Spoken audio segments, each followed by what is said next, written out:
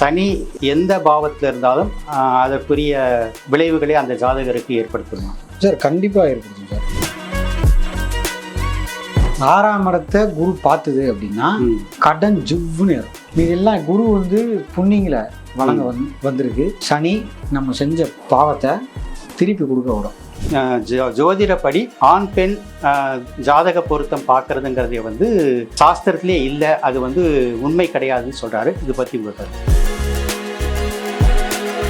பரிகாரங்களை சொல்லி அவங்களுக்கு வரக்கூடிய தீமைகளையோ ஆபத்துகளையோ வராமல் தடுக்க முடியவே முடியாது. பரிகாரமே இல்லை, என்னோட விதியை சொல்றதுக்கு எனக்கு ஜோதிடம் பார்க்கவே வேணாங்க.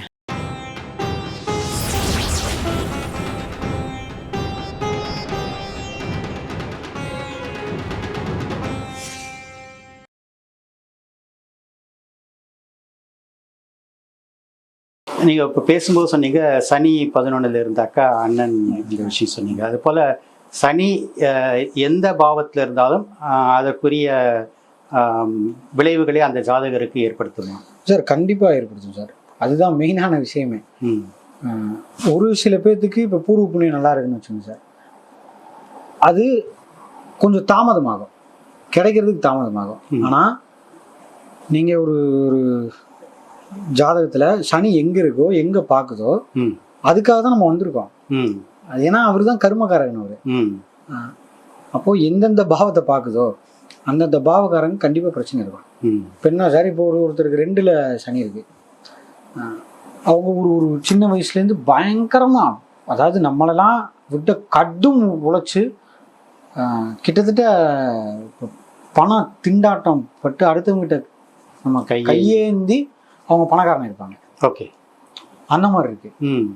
இப்போ பணக்கார குடும்பத்தில் இருக்கு, எனக்கு 2ல் தான் இருக்கு, எனக்கு ஒன்றும் பிரச்சனை இல்லையே கேட்பாங்கல்ல. நான் ஒரு வெல் செட்டிலான ஃபேமிலி, எனக்கு 2ஆம் இடத்துலலாம் வந்து பண பிரச்சனைலாம் இல்லையே, நான் நினச்சா என்ன வேணா பண்ணலாம். 2ஆம் இடம் தான் குடும்பம், குடும்பத்தில் பிரச்சனையாக இருக்கும். ஓஹோ. 2ஆம் இடம் தான் வாக்குன்னு சொல்லுவாங்க. ஓகே, வாயில் நல்ல வார்த்தையே வராது. ஓ, இவ்வளோ இருக்குது சார். நம்ம 2ஆம் இடத்தை வச்சு நான் எக்ஸாம்பிள் தான் 11ன்னு சொன்னேன். ஓகே, ஒரு பாவத்துக்குள்ளே அவ்வளோ விஷயங்கள் உள்ள ஒளிஞ்சிருக்கு. அந்த பாவத்தில் ஒவ்வொருத்தருக்கும் ஒவ்வொரு விஷயங்கள் தென்படும். ஆனால் பட் நான் ஷோராக சொல்லுவேன், சனி எங்கே இருக்கோ எங்கே பார்க்குதோ அதை அனுபவிக்க தான் நம்ம வந்திருக்கோம். அதில் மாற்றுக்கிறதே இல்லை. சில பேர்த்துக்கு ஸ்லோவாக அது தாமதம் இல்லையா, சனிங்கிறது தாமதம், தாமதமாக விட்டு கொடுக்கும். சில பேர்த்துக்கு பெருசாக கொடுக்கறதே இல்லை, கடைசி வரையும் கொடுக்கறதே இல்லை. அதில் எந்தெந்த கிரகம் சேருது ஒன்றும் இல்லை சார். 7ஆம் இடம்ங்கிறது கல்யாணம், கலத்திரம். அந்த 7ஆம் அதிபதியை சனி பார்த்துட்டே இருந்தவங்க லேட் மேரேஜ். இல்லை எனக்கு சீக்கிரமா ஆயிடுச்சே சொல்றவங்களும் இருக்காங்க. அந்த பொண்ணு 5 மாசத்துக்கு இல்லை 3 மாசத்துக்கு பெரிய பொண்ணா இருக்கும், அதுதான் கொடுக்கும். அப்போ அது என்ன சார், அதோட தன்மையை உடைச்சி ஆகுது. இப்ப இது இல்லையா, அது ரெட்டத்தன்மை, அது சனிங்கிற ரெட்டத்தன்மை விடுது. இது இல்லையா அது கொடுத்துரும் அது. ஆனா அந்த பாவம் சார்ந்து எதை பார்க்குதோ, எந்த கிரகத்தை பார்க்குதோ, எங்க உட்கார்ந்துருக்கோ அதோட பிரச்சனை தான் அது இருக்கும் நமக்கு. சரி, இதெல்லாம் எப்பப்பெல்லாம் நடக்கும் சார்? கோச்சார சனி இருக்கு இல்லையா சார், அது ஒரு ராசி. இப்போ கும்பத்துலேருந்து இப்போ மீனத்துக்கு போகுது, மீனத்துலேருந்து எங்கெங்கெல்லாம் பார்க்குது, ரிஷபம், கன்னி, தனுஷ். அவங்களுக்கு என்னென்ன பாவம் இருக்கோ அந்த பாவ பிரச்சனையை கொடுக்கும். குரு நீங்க செஞ்ச புண்ணியங்கள் எல்லாம் வழங்க வந்துருது, ஒரு இடத்த தவிர, 6ஆம் இடத்தை தவிர. 6ஆம் இடத்தை குரு பார்த்துது அப்படின்னா கடன் ஜிவ்வுன்னு ஏறும். வியாதி இருந்ததுன்னா பயங்கரமா ஏறிடும். இப்போ உள்ள வரப்போகுதுன்னு வைங்க சார். இப்போ ஒன்றும் இல்லை, இப்போ மிதுனம் வந்து ஒருத்தருக்கு 6ஆம் இடமா இருக்கு. இப்போ இந்த போன மேலேருந்து இந்த மே வரையும் கொஞ்சம் வயசானவங்க உடம்பு பிரச்சனை, மெடிக்கல் செலவு பயங்கரமாக ஏறிடுவோம். திடீர்னு நம்ம நம்பினவங்க முதுகு குத்திடுவாங்க. ஓகே, 6ஆம் இடங்கிறது தான் எதிரி. அவங்கெல்லாம் இந்த வருஷத்துல அழகா ஏறி இருப்பாங்க. இப்படி அந்த ஒரு பாவத்தை மட்டும் அது மிஸ் பண்ணோம். அது மீதெல்லாம் குரு வந்து புண்ணியங்களை வழங்க வந்திருக்கு. சனி நம்ம செஞ்ச பாவத்தை திருப்பி கொடுக்க வரும். இதுதான் சார் சனியோட தன்மையே இதுதான். Okay sir. அதனால இது வந்து மித்த கிரகம்லாம் வேலை செய்யாதெல்லாம் அப்படிலாம் இல்லை, அப்படிலாம் சொல்ல. சனி எந்தெந்த கிரகத்தோட காம்பினேஷன்ல இருக்கோ அதை சார்ந்த பிரச்சனையை அவங்க லைஃப்ல அனுபவிக்கவே வந்திருக்காங்க. ஒரு ஜோதிடர் சொல்ல கேட்டிருக்கேன், திருமணத்தில் ஜாதக பொருத்தம், ஆண் பெண் ஜாதக பொருத்தம் பார்க்கறதுங்கிறதே வந்து வேஸ்ட்டு, அது வந்து ஜோதிட சாஸ்திரத்திலே இல்லை. கவி காளிதாசருடைய கற்பனை இலக்கியத்தில் தான் ஜாதக பொருத்தம் பார்க்கறதுங்கிற விஷயமே வந்தது. அதை வந்து மற்ற ஜோதிடர்கள்லாம் பின்பற்ற ஆரம்பிச்சிட்டாங்க. ஜோதிடப்படி ஆண் பெண் ஜாதக பொருத்தம் பார்க்கறதுங்கிறதே வந்து சாஸ்திரத்திலே இல்லை, அது வந்து உண்மை கிடையாதுன்னு சொல்கிறாரு. இதை பற்றி உங்கள் கருத்து? ஐயோ சார், அது ஏற்றுக்கவே மாட்டேன் சார். டெஃபினட்டாக பார்க்கணும் சார், டெஃபினட்டாக பார்க்கணும். எதுக்குன்னா சார், நீங்கள் இப்போ நீங்களும் எக்ஸ்பீரியன்ஸாக இருப்பீங்க. ஒரு பொருத்தங்கிறது நம்ம கண்டிப்பாக நட்சத்திர பொருத்தம் நம்ம பார்க்க மாட்டோம், நம்ம சைடில் பார்க்கவே மாட்டோம். இப்போ 7ல் சூரியன் இருக்கு சார், பையனுக்கு 7ல் சூரியன் இருக்கு, இல்லை சூரியனோட செவ்வாய் இருக்கு. பொண்ணுக்கு அந்த மாதிரிலாம் இல்லை, நட்சத்திரத்தை பொறுத்த இருக்குன்னு சொல்லி சேர்த்து விட்ருவாங்க சார். அந்த பையன் அந்த பொண்ணை அடிப்பாங்க சார், சித்திரவதை பண்ணுவாங்க. எதுக்குன்னே தெரியாம வாயில வார்த்தை அவ்வளோ அபியூசிவா இருக்கும். அந்த பொண்ணுகிட்ட அந்த பையன் அப்படி நடந்துப்பாங்க. இதுவே பொண்ணுக்கு இதே மாதிரி இருக்குது, 7ல் சூரியன் இருக்கு, இந்த பையனுக்கு அந்த மாதிரி இல்லை. நட்சத்திரத்தை பொறுத்த பாட்டு அமுச்சு விட்ருவோம். அந்த பொண்ணு அவ்வளோ டாமினேட் பண்ணி அந்த பையனை எப்படிலாம் கஷ்டப்படுத்தணுமோ அப்படிலாம் கஷ்டப்படுத்தும், மிரட்டும். சூரியனோ இல்லை செவ்வாயோ இதெல்லாம் கடுமையாக இருந்ததுன்னா அங்கே இருந்ததுன்னா சார், சூரியன்லாம் இருந்ததுன்னா ஹீட்டட் ஆர்கியூமெண்ட்ஸ் இருக்கும். கிட்டத்தட்ட அவங்க சூரியன் செவ்வாயெல்லாம் சேர்ந்துன்னா சார், நீ இப்படியே பண்ணிட்டே இரு, நான் என்ன நீ போயிட்டு வரதுக்குள்ள நான் சூசைட் பண்ணிடுவேன்னு சொல்லுவேன். அப்போ அவனுக்கு எப்படி இருக்கும், அந்த அந்த கணவருக்கு எப்படி இருக்கும், பயத்திலே இருக்கும், பதட்டமாகவே இருப்பாங்க. இது எக்ஸாம்பிள், இது அங்கே எங்களுக்கு சொல்லி தந்தது தான், என்கேவியில் சொல்லி தந்தது தான், நான் அப்படியே நான் சொல்கிறேன். பட் அது நான் 3 வருஷமும் அந்த ஃபார்முலாவை பார்க்கும்போது எக்ஸாக்டாக அப்படியே இருக்கு. இல்லைன்னு வைங்க சார், 3 மாதத்துல 6 மாதம் டிவோர்ஸ் ஆகி வராங்க சார். டெஃபினட்டாக பொருத்தம் பார்க்கணும் சார். அது போக பொருத்தம் பார்த்து நம்ம இது பண்ணிட்டு முகூர்த்த லக்னம் சார், அது பார்த்தே ஆகணும், டெஃபினட்டாக பார்த்தே ஆகணும். அதனால அது இல்லை சார். நம்ம இன்னொரு பிரபல ஜோதிடர் சொன்னது கேட்டேன், ஜாதகத்தின் ஒருத்தருடைய ஜாதகத்தை ஆராய்ந்து அவங்களுக்கு எதிர்காலத்தில் என்னென்ன நடக்க போகுது அப்படிங்கிறத நாங்கள் முன்னறிவிப்பு தான் செய்ய முடியுமே தவிர பரிகாரங்களை சொல்லி அவங்களுக்கு வரக்கூடிய தீமைகளையோ ஆபத்துகளையோ வராமல் தடுக்க முடியவே முடியாது. விதி, அவங்களுடைய கர்ம விதி இது நடக்கும் அப்படின்னா அது நடந்தே தீரும். அப்போ வந்து அவரே ஒரு பிரபல ஜோதிடர் தான் என்ன சொல்றாரு, என்கிட்ட வரவங்களுக்கு வந்து உங்களுக்கு இந்த மாதிரி நடக்க போகுதுன்னு நான் சொல்லிட்டாக்கா அதுக்கு மென்டலி அவங்க ப்ரிப்பேர் ஆகிப்பாங்க, அவ்வளவுதான் என்னால் செய்ய முடியும். ஆனால் இந்த தீமை உங்களுக்கு நடக்காமல் இருக்கிறதுக்கு நான் இந்த பரிகாரம் சொல்கிறேன், நான் யாருக்கும் சொல்கிற வழக்கமே கிடையாது, ஏன்னா பரிகாரங்கள் வேலை செய்யாது அப்படின்னு சொல்கிறாரு. இது பற்றி உங்க சார் இப்போ ஒருத்தருக்கு உடம்பு பிரச்சனை வந்துடுச்சு, நம்ம எங்கே சார் போவோம்? டாக்டர்கிட்ட போக வேணாம்ல சார். உடம்புல இருந்தால் பிரச்சனை வரதான் சார் செய்யும். தலைவலி வரும், சளி வரும், காய்ச்சல் வரும். நான் பயங்கரமாக செயின் ஸ்மோக்கராக இருக்கேன், எனக்கு லிவரோ லங்கோ பிரச்சனை வரும்.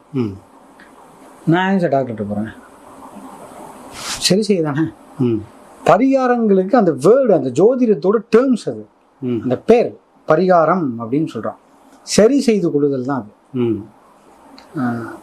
இப்போ என்னோட விதி இருக்குன்னு வச்சுங்க சார், என்னோட விதி தான் அப்படின்னு இருந்தால் கோயிலே தேவையில்லை சார், கிரகங்களே ஆண்டு போட்டுமே, கிரகங்கள் மட்டுமே இருக்கட்டுமே. அப்பா இதான் அதுதான் விதி, இப்போ உங்கள் கட்டம் தான் சார் விதி, கிரகங்கள் மட்டுமே இருந்துக்கிட்டுமே சார், கோயிலெலாம் தேவையில்லையே. நாங்கள் தான் விதி, நாங்கள் தான் விதியை நடத்த போகிறோம். உனக்கு இந்த சமயத்தில் அடி விட போகுது, இந்த சமயத்தில் கல்யாணம் நிற்க போகுது, இந்த சமயத்தில் இந்த அம்மானால உங்களுக்கு பிரச்சனையாக போகுது, ஒரு நபரால் பிரச்சனையாக போகுது, இதெல்லாம் விதி, இருந்துட்டு போட்டோம். கோயில்லாம் அங்கே வேணாமே, தெய்வமே வேணாமே, இந்த 9மே ஆண்டுருமே. இல்லவே இல்லை சார்.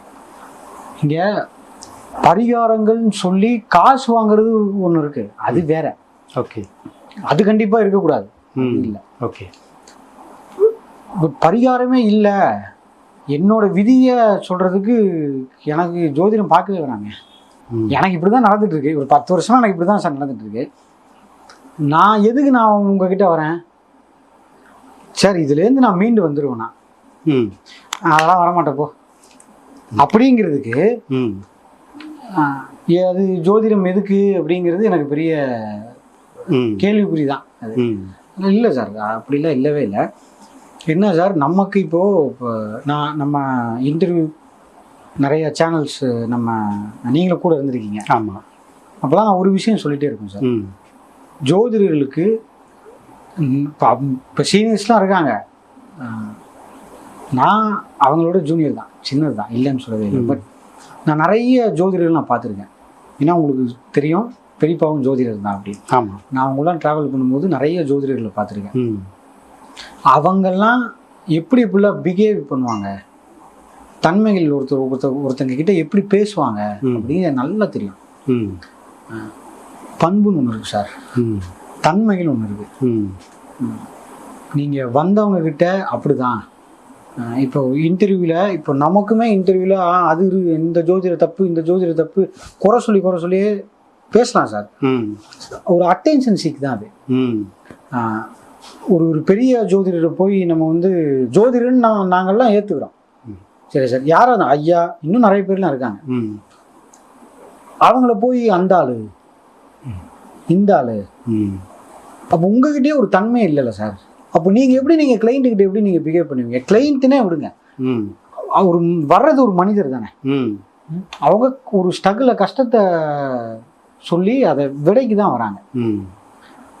அப்போ நம்மகிட்டே அந்த பண்பும் தன்மையும் இல்லைனா சார், அப்புறம் நம்ம எதுக்கு இந்த சீட்டில் உட்காந்துருக்கோம்? எதுக்கு இப்போ ஜோதிடர்னு போட்டு உட்காந்துருக்கோம்? தேவையே இல்லையா சார்? நான் வரேன், உனக்கு இப்போ தான்ப்பா, போப்பா, நீ 2 வருஷத்துக்கு பிறகு செத்து போயிருப்பா சார், தெரியும், சொல்லலாமா சார் அதை? ஒரு 2 வருஷம் தான் போட்டாயா, அதுக்கப்புறம் நீ போயிடுவப்பா, அதுக்கு இல்லையே, அதுக்கு ஜோதிடர் கிடையாது. இப்போ எங்கள் பெரியப்பாவோ சார் வசந்தனையா பற்றி கேள்விப்பட்டிருக்கேன்.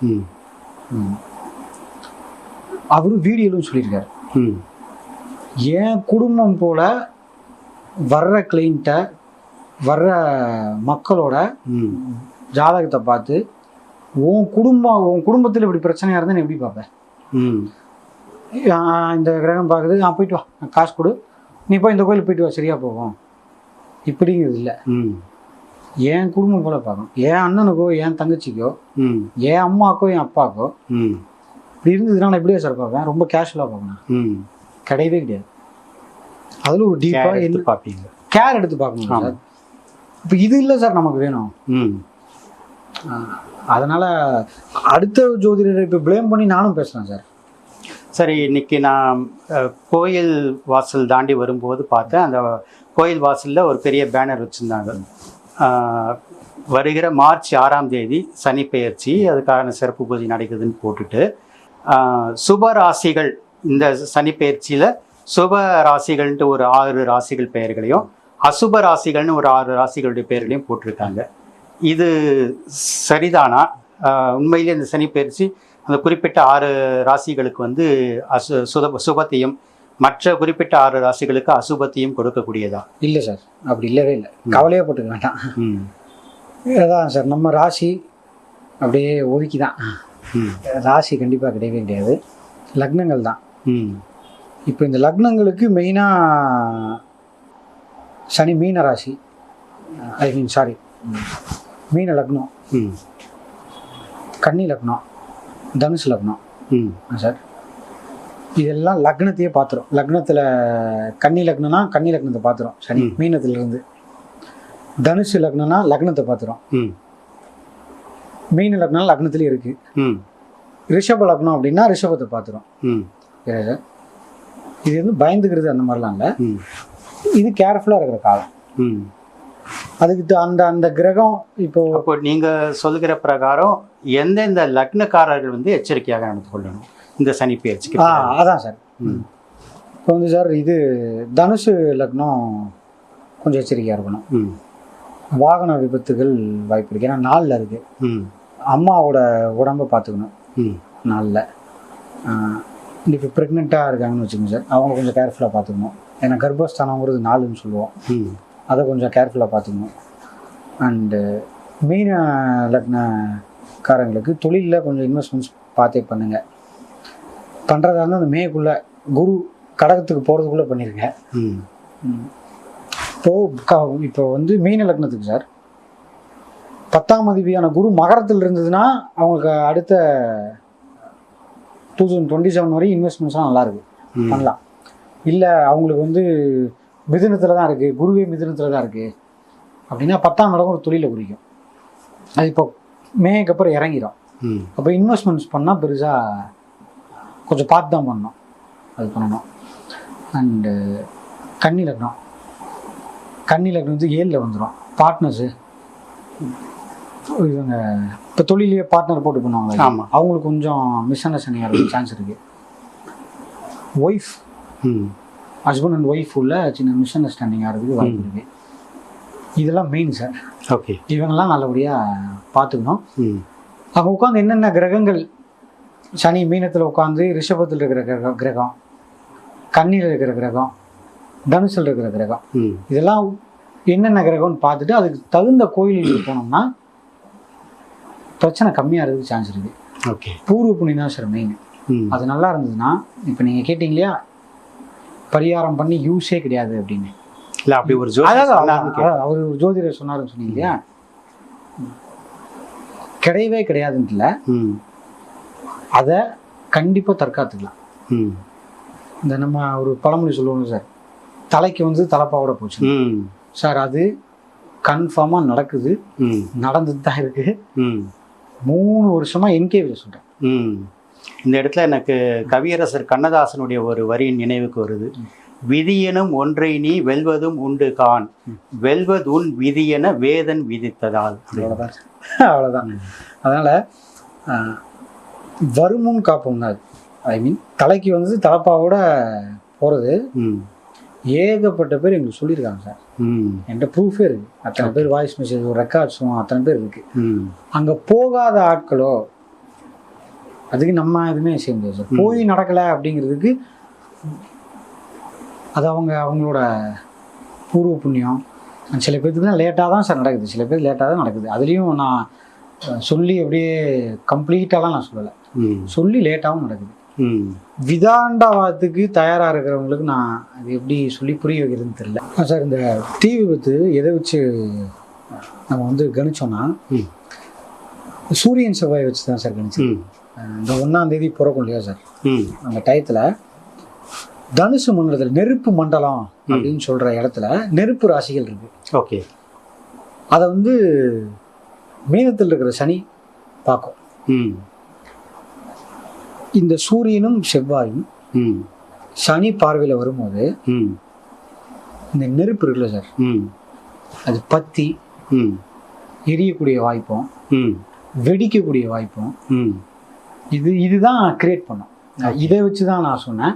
அண்ட் வாகனத்துலேயும் நம்ம சொல்லியிருந்தோம், வண்டி போக போக திடீர்னு பத்திரும் அப்படின்னு சொல்லியிருந்தேன். இது எல்லாமே இந்த சூரியன் செவ்வாய் சனியை வச்சு தான் சார். அது நெருப்பு மண்டலமாக இருக்கிறதுனால இந்த வருஷமே நீங்கள் எடுத்தீங்கன்னா நெருப்பு சார்ந்த பிரச்சனைகள் நிறைய இருக்கும். நேற்று கூட பார்த்தேன் சார், நேற்று கூட பார்த்தேன். அந்த மாதிரி நிறைய மால்ஸில் இந்த மாதிரி நிறைய இடத்துல வெடிக்கும். இது வந்து சேலம் நினைக்கிறேன் சார், போலீஸ் ஸ்டேஷன்லேயே ஃபயர் ஆக்சிடென்ட் பார்த்தேன் நேற்று, முந்தா நாளும் ஏதோ பார்த்தேன். அதனால் இதை வச்சு தான் சார். கடந்த மாதம் அந்த ஃபோரம் மாத தீ விபத்து ஏற்பட்டு அந்த பலாச தியேட்டரில் அந்த ஒரு நாள் ஷோஸ் மொத்தத்தையும் ரத்து கேள்விப்பட்டேன். ஆமாம் சார், ஆமாம். இப்போ கூட பெங்களூரில் ஏதோ பெரிய ஃபயர் ஆக்சிடென்ட் சார், முந்தா நாள். இந்த இதை வச்சு தான் சார் சொன்னேன், சூரியன் செவ்வாய் வச்சு தான் சொன்னது. இந்த வைரஸும் அதே வச்சு தான் சொன்னேன். இப்போ கூட திருப்பியும் ஏதோ என்ன காய்ச்சல் சார் ஏதோ சொல்லுவாங்க, இந்த கோழியை வச்சு ஏதோ சொல்லுவாங்களே, பறவை காய்ச்சல் இப்போ ம் நாமக்கல்ல வருதுன்னு நியூஸ் பார்த்தேன் நான். ம் இதெல்லாம் இந்த 3 காம்பினேஷன் தான் சார். ஓகே. சனி சூரியன் செவ்வாய் தான் வந்து ஒரு மாறுதலை, இந்த மாதிரி ஒரு குழப்பமான விஷயங்களை கொடுத்துட்டே இருக்கும். ம் நெருப்பு மண்டலத்தில் இருக்கிறனால அந்த நெருப்பு தான் இந்த வருஷம் ஃபுல்லாக நிறைய இருக்கும். அதை வச்சு தான் சொல்கிறேன். நேயர்களே, ஜோதிடம் என்பது ஒரு மகா சமுத்திரம் போன்றது. இந்த 1 மணி நேர பேட்டியில் அந்த சமுத்திரத்திலிருந்து ஒரு குவளை நீரை மட்டுமே உங்களுக்கு பருக கொடுத்திருக்கிறேன். உங்கள் சந்தேகங்களை, ஜோதிடம் சார்ந்த உங்கள் சந்தேகங்களை நீங்கள் கமெண்டில் தெரிவியுங்கள். வாய்ப்பிருந்தால் மீண்டும் சந்திக்கலாம். நன்றி சார். சார், பிஆர்ஓவான உங்களுக்கும் இந்த ருத்ரன் ஆஸ்ட்ரோ நம்ம கணபதி சாருக்கும் எனது நெஞ்சார்ந்த நன்றி. தேங்க்ஸ்.